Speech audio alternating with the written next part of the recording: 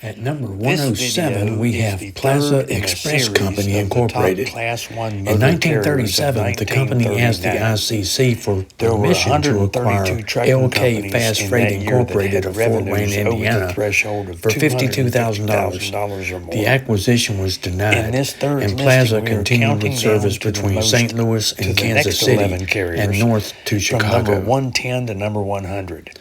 As we get closer to LeCrone the Motor top carrier, Transport the Lines annual generally revenues of the operated between companies are Columbus, getting larger. Ohio, In Indianapolis, this list, the Indiana, smallest one and had Chicago, revenues of Illinois, with many different 585,000, routes and totaling the largest 3,169 miles, 644,000.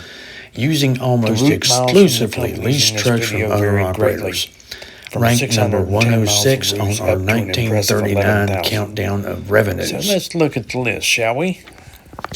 Rock Island The Motor first one to Transit cover Company was today the trucking is subsidiary of ranked the number Chicago, Rock 110 Island, and on our Pacific list. Railroad. It's Motor Freight Corporation, with revenues in 1939 of $582,798.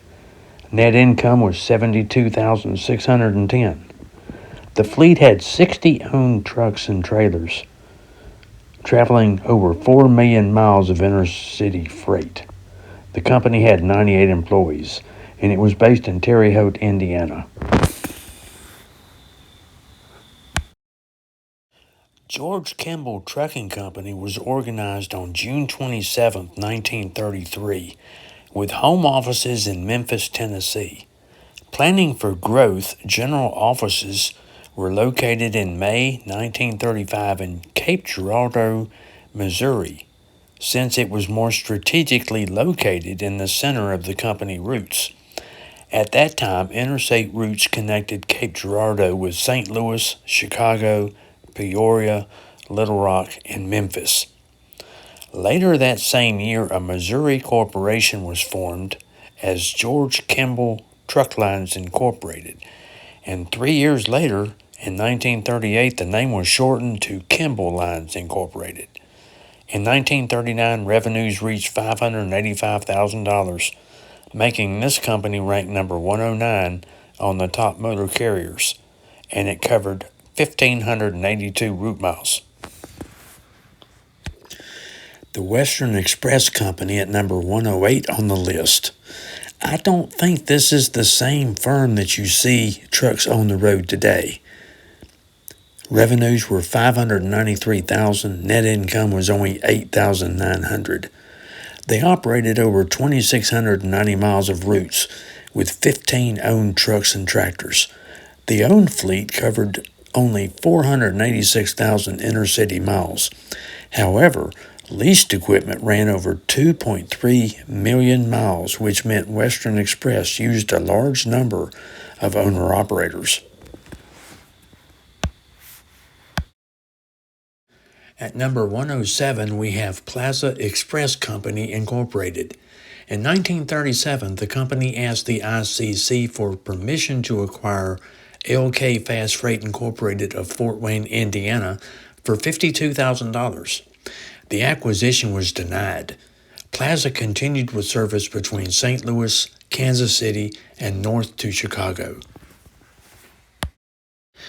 LeCrone Motor Transport Lines generally operated between Columbus, Ohio, Indianapolis, and Chicago, with many different routes totaling 3,169 miles, using almost exclusively leased trucks from owner-operators.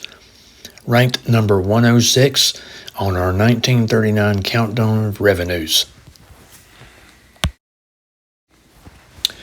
We're halfway through our list. We have 5 more to go, but stick around till the end of the video because I've got some comments from viewers that you really need to hear about.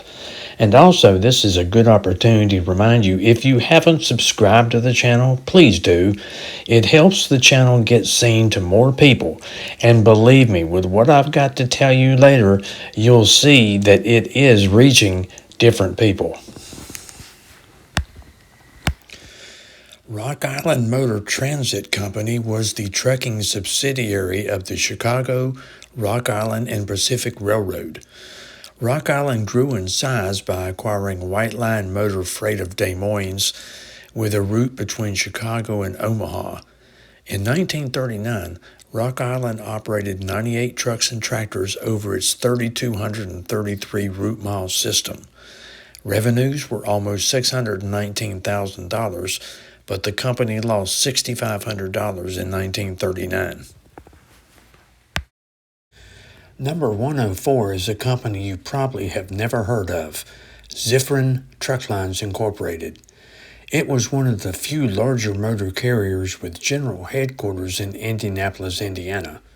In business since 1930, by 1939 it offered overnight routes to Chicago, Louisville, and Cincinnati.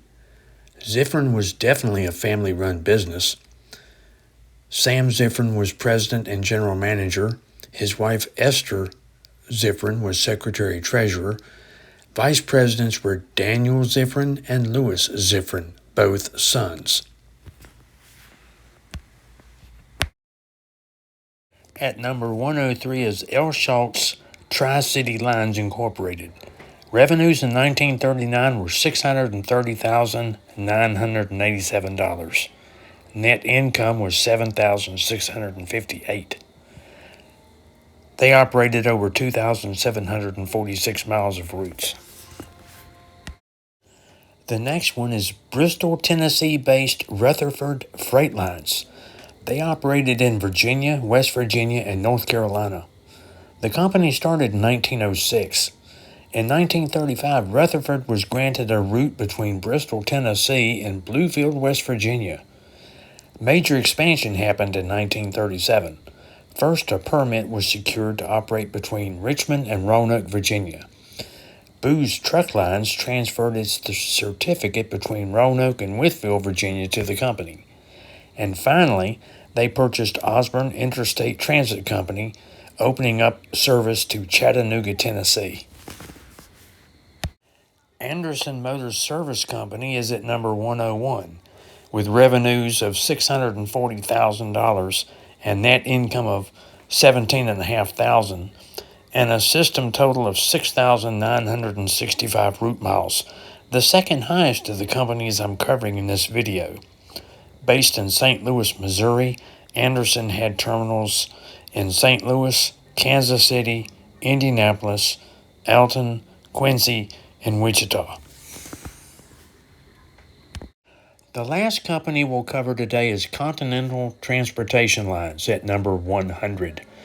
Of the companies we've talked about, they had the largest number of route miles, 11,030.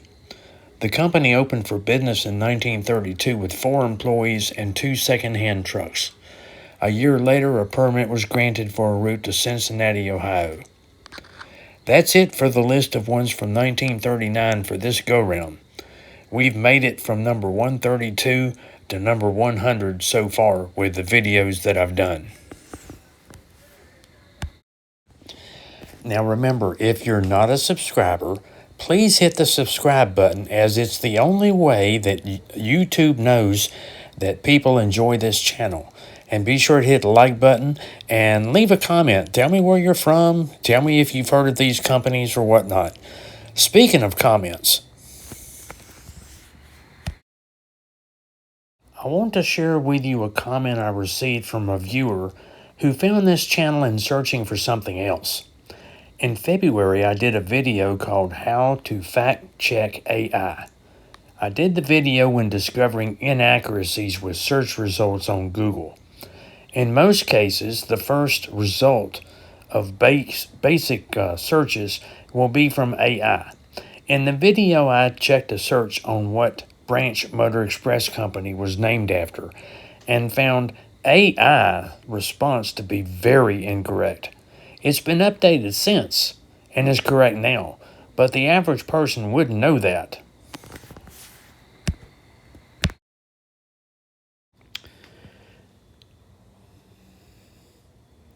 Searched for people who are fact-checking current AI models and found your video quickly. Goes to show how they're suppressing videos that are showing flaws in AI. Baffling how well-researched AI debunking videos is coming from channels about trucking history instead of channels dedicated to technology. Great job.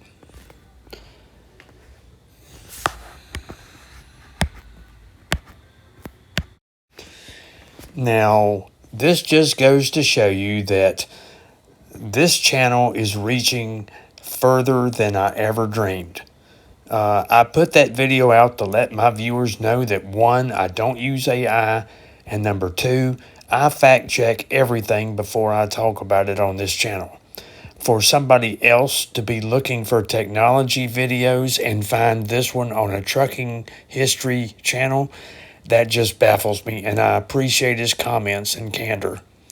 Well, that's it for today. Talk to you next time, and here's some other videos that you may have missed.